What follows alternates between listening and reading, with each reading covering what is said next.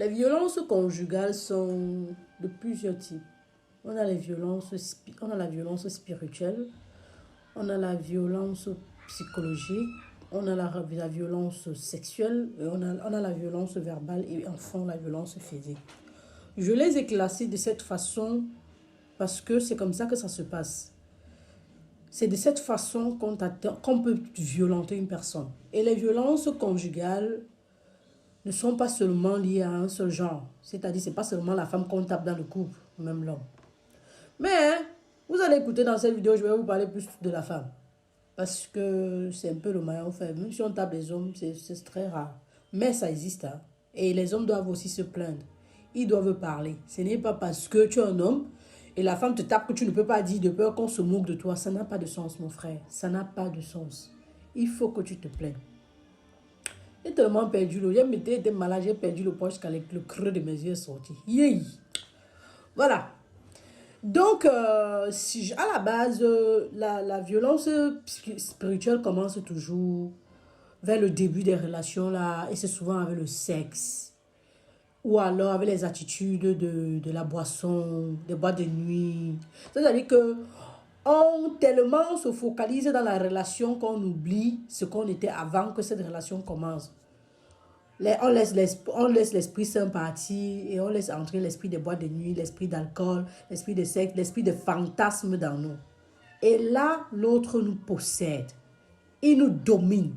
C'est-à-dire, tu n'arrives même pas à te contrôler, mais tu ne sais pas que tu ne te contrôles pas.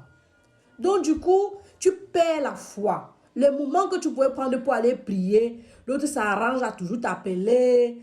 Est-ce que parfois la personne ne se rend pas compte, c'est-à-dire que la personne qui est en train de te dominer ne se rend pas compte. Mais pour la plupart des temps, ils sont très conscients, ils le font exprès. Donc, le petit moment que tu pouvais avoir pour toi, c'est pour regarder ce qui se passe autour de toi. On t'appelle, on va au restaurant, il y a une fête là, on fait comme ça. Tu cours, tu dis, ah non, c'est mon homme, je l'aime, c'est mon tout. Il dit, je vais. Il dit, c'est mon roi, c'est mon, je sais pas trop quoi. Et là, tu ne comprends pas. Après, on arrive au niveau psychologique. Ton esprit il est affaibli, il t'a déjà. Après, il te fait croire qu'en fait, tu n'es rien. Que tes pensées, même ta réflexion est nulle. En fait, que tout ce que tu dis là, ça n'a pas de sens. En fait, tu débites des bêtises en longueur de journée. Même la personne la plus bête au monde, parfois, dit quelque chose de sensé. Pardon. Donc, c'est comme ça qu'on te manipule. Psychologiquement, on te tourne. Même quand tu veux parler, tu réfléchis. Tu te regardes dans le miroir, tu ne te reconnais plus. Après, on arrive au niveau sexuel. Il t'a fait croire que tu es son roi. Tu n'as pas de mots. Au point où quand il veut faire l'amour et que tu n'as pas envie, ça devient des problèmes. Mais c'est ton droit le plus absolu de dire je ne veux pas faire l'amour. C'est ton droit le plus absolu de dire aujourd'hui je suis fatigué, on peut faire ça demain, tout ça. Mais si c'est qu'un homme ne te permet pas de le faire, c'est un problème. Tu dois te réveiller. Parce que là, il y a un gros problème.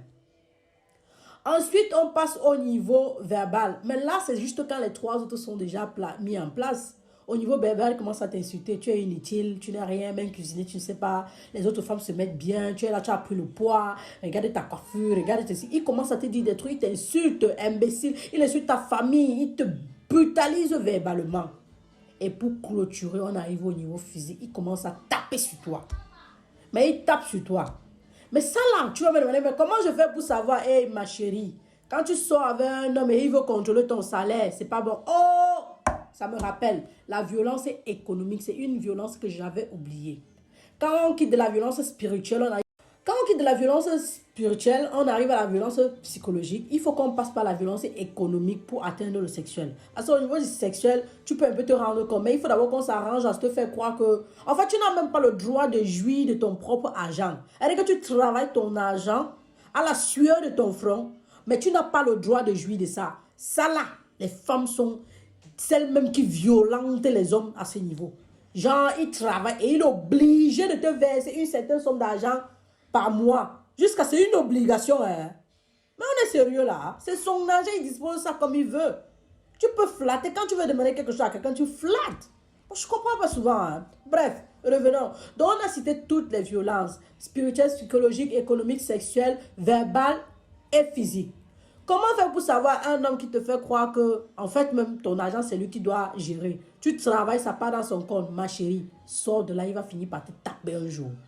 Un homme qui t'appelle Toute la journée, c'est-à-dire qu'en une seule journée, il peut t'appeler 10 fois, 1000 fois. Oh, parce que tu dis que oh, parce qu'il m'aime trop, il est trop jaloux. Ce n'est pas ça. Ça, on appelle ça te contrôler, te posséder, t'acquérir. Et puis, on appelle ça du narcissisme. Il n'a rien à faire de la journée. Un homme qui te fait croire que tes amis ne sont pas importants, ta famille, tu dois réduire les visites familiales, c'est celui-là qui veut bien te posséder. Il te dit, et il divise, il te possède, tu crois que lui, il est ton Dieu. Après, il clôture en te disant que tu n'as même pas besoin d'aller travailler parce que lui te donne tout ce dont tu as besoin. Alors, il va te taper un jour. Parce que le jour que tu vas ouvrir tes yeux, il n'aura plus la patience pour te manipuler. Il va bien te taper parce que tout ce qu'il a fait durant tout ce temps, c'était manipuler, t'avoir dans ses trappes. Est-ce que tu comprends ce que je dis dans cette vidéo? Si tu es dans ça, il faut sortir. Tu es avec un homme. Vous êtes fiancés et un jour, tu reçois un message bizarre. Au lieu de te poser la question simplement, où il te pose la question, à peine tu réponds, il te claque. Il t'a claqué. Au lieu de partir à l'instant là, te voilà qui est en train de préparer le mariage avec lui. C'est quel mariage, ma chérie? Tu crois que la claque qu'il t'a donnée là, c'était quoi? Mais tu n'as pas ton mot. C'est normal que, je sais qu'aujourd'hui les femmes trompent les hommes n'importe comment. Les femmes, la Bible des femmes est devenue un peu publique. Ce n'est plus privé comme à l'époque. Mais, si, même si tu trompes ton gars et qu'il voit un message, tu as le droit de t'expliquer. Tu as ton mot. Tu as le droit de dire, je l'ai fait ou je ne l'ai pas fait. Tu peux même vouloir mentir. Mais si tu te claques directement, même si tu l'as trompé, il faut partir. Si tu ne l'as pas trompé, il faut partir. Parce que la claque là, tu vas souffrir. Un homme te tape. Tu pars dire à ta copine. Elle te dit qu'il faut quitter dans ça. Parce que ça là seulement, ça c'est grave.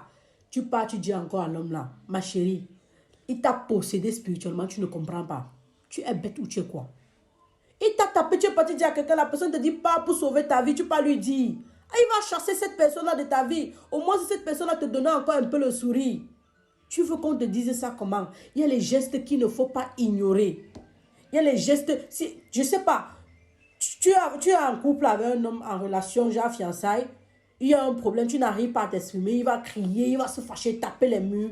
Le gars là va te taper dans le mariage si tu l'épouses. Il faut fuir ça. Oh, je reste dans le mariage pour mes enfants. C'est vrai, nous sommes tous parents.